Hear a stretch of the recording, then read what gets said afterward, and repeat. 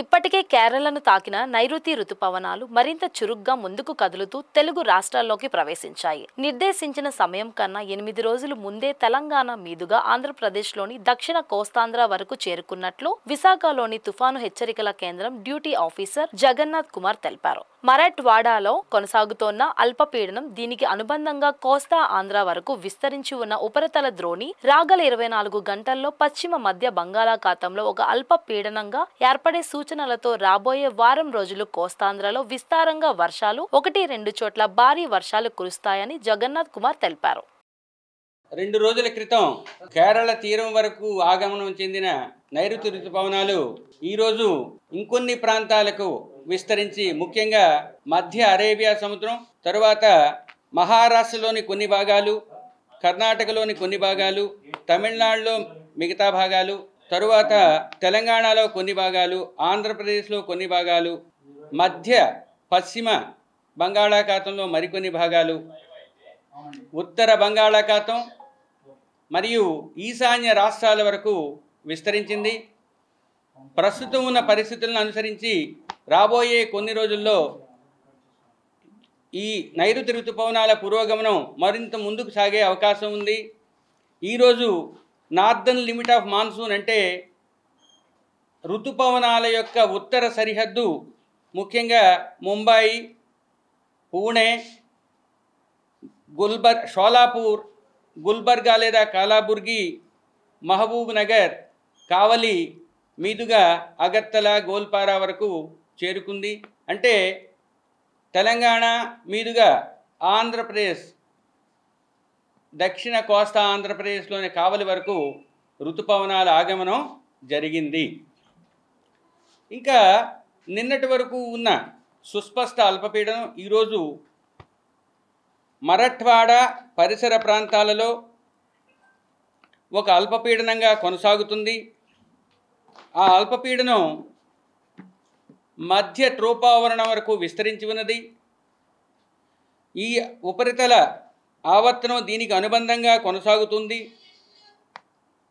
మధ్య మరాఠ్వాడా పరిసర ప్రాంతాల్లో ఉన్న అల్పపీడనం, దానికి అనుబంధమైన ఉపరితల ఆవర్తనం గుండా ఒక ఉపరితల ద్రోణి ఉత్తర కోస్తా ఆంధ్రప్రదేశ్ వరకు 3.1 నుంచి 5.8 కిలోమీటర్ల ఎత్తు వరకు విస్తరించి ఉన్నది.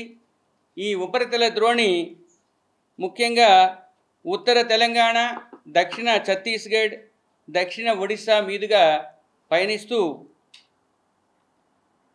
దక్షిణం వైపుకు వంగి ఉన్నది. మరియు రాబోయే 24 గంటల్లో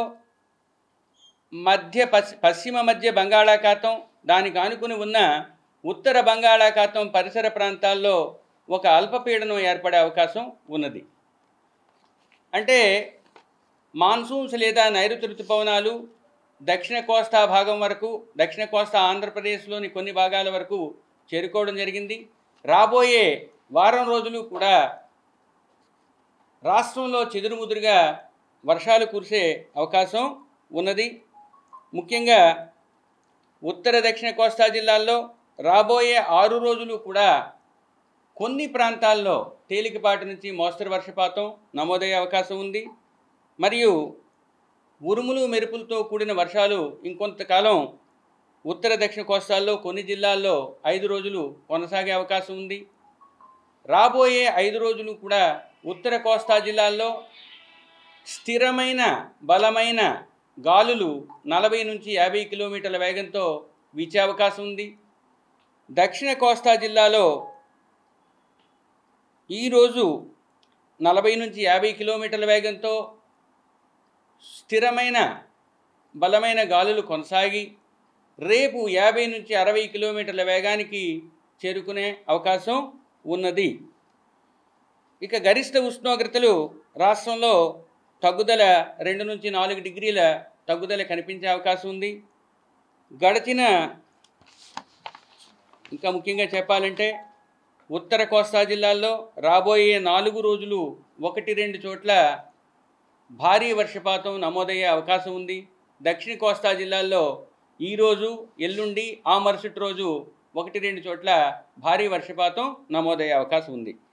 ఇంకా నిర్దిష్టంగా నిశ్చితంగా చెప్పాలంటే ఉత్తర కోస్తా జిల్లాలైన అనకాపల్లి, కాకినాడ, కోనసీమ, అల్లూరి సీతారామరాజు, తూర్పుగోదావరి జిల్లాల్లో ఈరోజు రాబోయే 24 గంటల్లో 1-2 చోట్ల భారీ వర్షపాతం నమోదయ్యే అవకాశం ఉన్నది. గడిచిన 24 గంటల్లో రాష్ట్రంలో పలు చోట్ల తేలికపాటి నుంచి మోస్తరు వర్షపాతం నమోదైంది.